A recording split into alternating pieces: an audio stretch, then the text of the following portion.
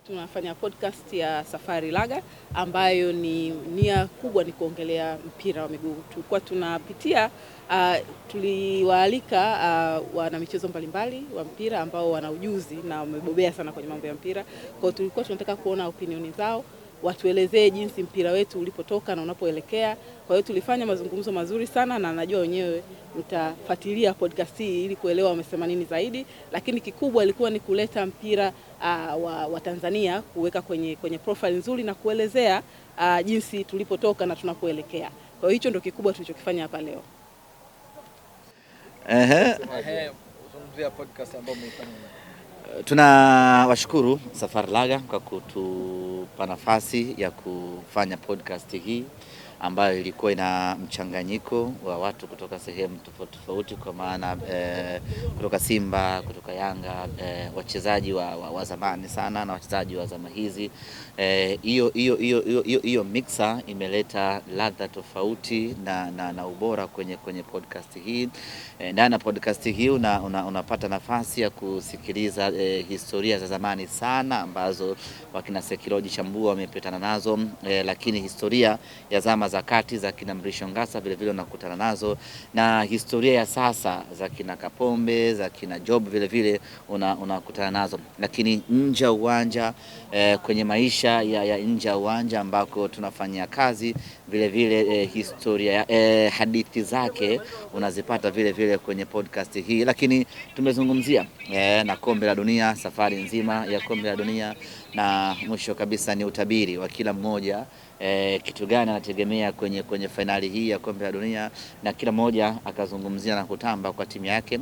Na mimi bila shaka na nafasi kubwa kujivunia kwenye World Cup hii, timu yangu ambayo nilianza nayo toka hatua ya qualifier mpaka finali, kwa maana ya timu ya Argentina, tofauti na watu wengine.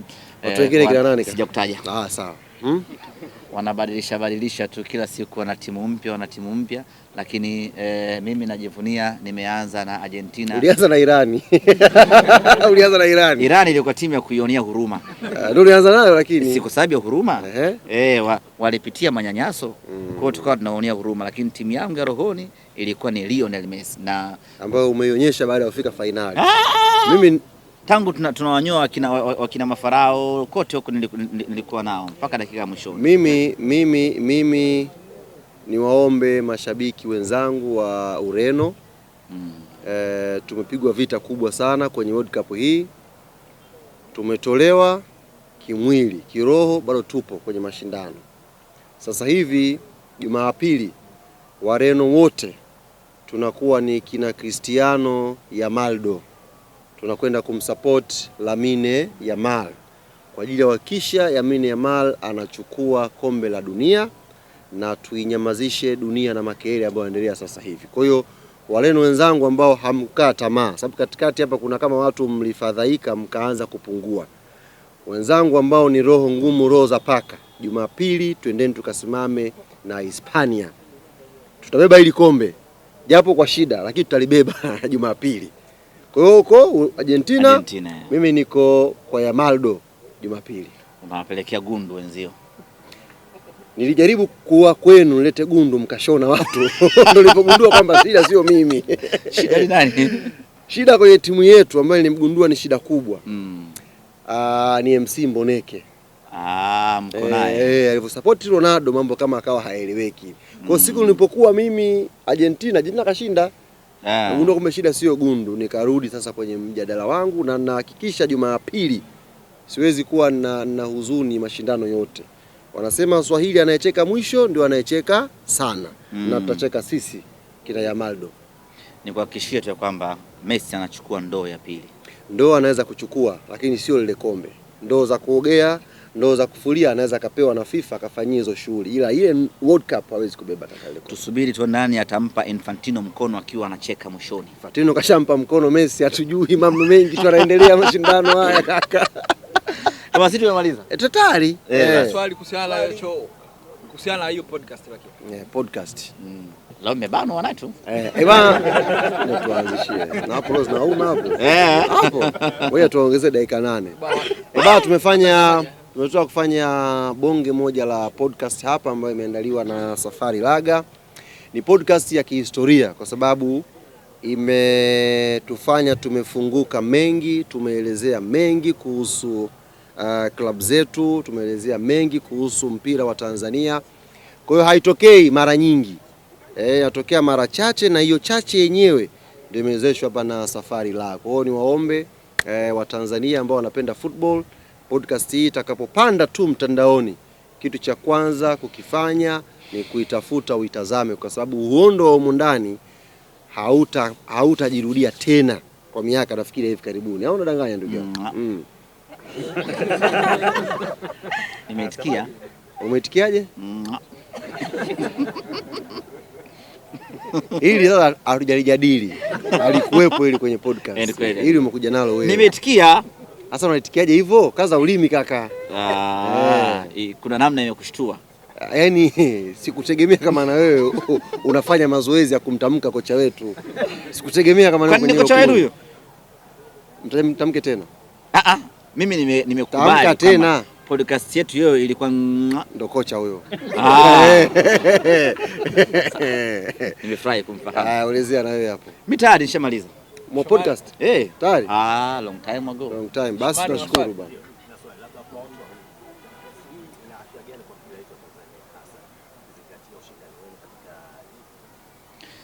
Tumezungumzia maendeleo ya mpira wa Tanzania. Tumezungumzia Taifa Stars. Tumezungumzia AFCON na maisha yake yote kuelekea kwenye michuano hiyo. Lakini kwenye upande wa mashabiki vile vile tumepata nafasi ya kugusia faida na athari ambazo zinatokana na uwepo wa mashabiki. Kwa hiyo mimi naamini kwa yule ambaye atafuatilia podcast hii itampa fikra mpya za kufikiria kuhusiana na anavyoutazama ushindani, anavyoutazama mpira wa Tanzania, na kuna mengi ya kujifunza kupitia podcast hii. Yaani natamani ulivyojibu hilo swali, ulivyotulia ndio ungejibu hivyo kwenye podcast rafiki yangu. Kwenye podcast umejibu kama mtu yani ambaye umenyoka yani. Nimekumbuka jambo hili. Kwenye podcast hii bwana, kila mtu kapewa heshima yake. Mimi nimepewa, nikisema mimi unasema najipendelea. Hiyo sio story ya kweli. Ni kweli? Hamna, sio story ya kweli. Hiyo unaitengeneza kaka. Ni kweli kaka. Tumepewa heshima wote kualikwa hapa kama wasemaji. Wewe umepewa jina gani? Wasemaji. Alikaa mwenzana jina gani lingine? Sio. Mimi nimeitwa executive. Yaani mtu maridadi. Wewe umeitwa semaji ya mabingwa, champion. Wewe una akili wewe. Una akili wewe. Wamesema pale champion, nikaitwa mimi. Wewe ndo kapewa jina. Executive nyingi zinakuwa lodge. Haina comeback hiyo. Kapombe na Diki. Sisi kama wachezaji leo tumefanya podcast hii ya Safari Raga. Tumefurahi kwanza kuwa hapa na tumefurahi kufanya hichi kitu kwa sababu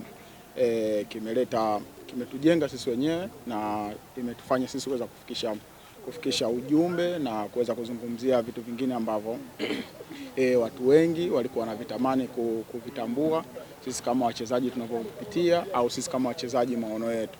Kwa hiyo nadhani katika podcast hii watu ukifuatilia au mkija kuiangalia basi kuna ujumbe mkubwa sana mtaupata. Tumezungumzia upande wa mashabiki, umuhimu wao, na vile vile tumeweza kuzungumzia AFCON itakayokuja, vipi tutafanya maandalizi ili kuweza kufanya vizuri sana.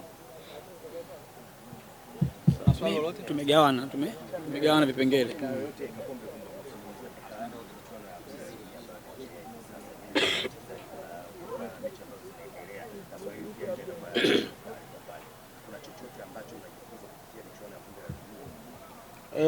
Kupitia katika michuano hii ambayo inaendelea na sasa hivi imefika katika hatua ya finali.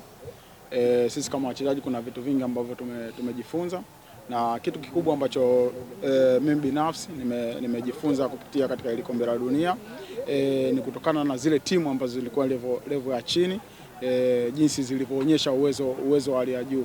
Kwa hiyo kitu nilichojifunza ni kwamba cha kwanza ni maandalizi yawe katika 100%. Haijalishi kwamba ni nani unaenda kukutana naye, ila kama utakuwa vizuri katika maandalizi, basi unaweza kwenda kufanya kile kitu ambacho unachokiamini. Na ndio umeona timu kama Japan, Cape Verde na timu nyingine zimeweza kufanya vizuri na zilikuwa imara zaidi kutokana na maandalizi ambayo walikuwa wameyafanya.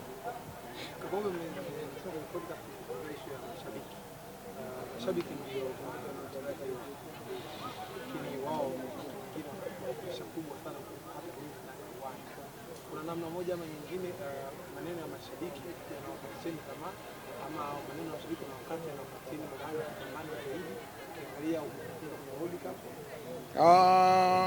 Naweza kusema kwamba mashabiki tumeweza kuwazungumzia na tumeweza kuzungumzia kiundani zaidi. Mashabiki ni watu muhimu sana katika soka na katika mchezo ambao sisi tunacheza. Wanatusaidia sana kuna namna moja ama nyingine, na wamekuwa wanatupa nguvu sana wanapokuwa nje. Na ukiangalia kuna nyakati tunacheza mechi ambazo hazina mashabiki, unaona ni jinsi gani tunakuwa tunapata shida kupata matokeo, lakini wao wanapokuwa hapo nje kuna namna nguvu inakuwa inaimarika zaidi na tunaweza kupata matokeo kwa urahisi. Kwa hiyo naweza kusema kwamba wao ni muhimu sana katika mchezo wa soka, na mpaka hivi sasa naweza kusema kwamba wana asilimia kubwa sana katika mchezo wa soka na wana pati kubwa. Kwa hiyo mimi kama mchezaji naenda nawapa heshima yao kama wanayostahili. World Cup huenda imemaliza watu wengi sana kwa sababu vipenzi vyao wengi wameacha mpira. Ronaldo, Cristiano, Mwana Salah. Kwa namna ambavyo umeona walipomaliza muda wao, lakini namna gani ulivyoona timu yao kwenye soka, unaona kuna ushindani mkubwa zaidi kuona mabidi ya Morocco? Ushindani ninachokiamini kwamba bado utaendelea kwa sababu wako vijana wengi ambao wanakuja na wanafanya vizuri na wengi wana malengo makubwa. Kwa hiyo mimi ninachokiamini hata katika mashindano mengine yanayokuja wapo wengine ambao watafanya makubwa zaidi na bado wataacha legacy zao katika nchi zao.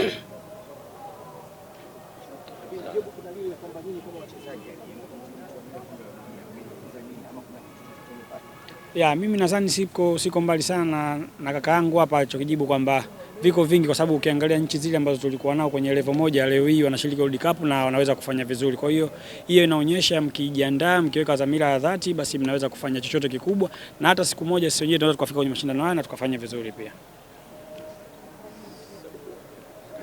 Jamani, baada ya saizi. Mimi kama mchezaji wa zamani nilikuwa kwenye podcast ambayo imeandaliwa na Safari Laga. Sema kule tumeongea mambo mengi yakiwemo maendeleo ya mpira wa Tanzania ulikotoka na matarajio ya huko mbeleni, lakini pia tumezungumzia habari ya infrastructure kwa maana ya miundombinu ambayo serikali yetu imeanza kujenga viwanja vingi kwa ajili ya maandalizi ya AFCON.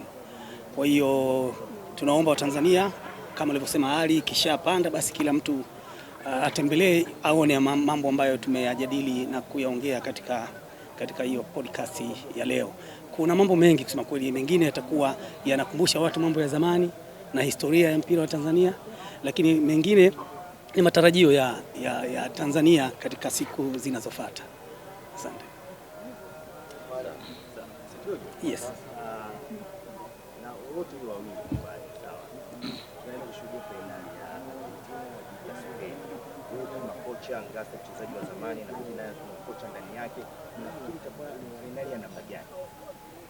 Kwangu mimi itakuwa finali ngumu. Kwa sababu imesheheni wachezaji wa aina tofauti. Argentina tumeona mbio zao tangu wameanza mpaka ambavyo wameingia finali. Kuna mechi walianza vibaya lakini walirudi wakapata ushindi, kila mtu alishangaa. Lakini tumeona Lionel Messi pia akionyesha pamoja na umri mkubwa lakini kafanya vizuri kwa upande wake.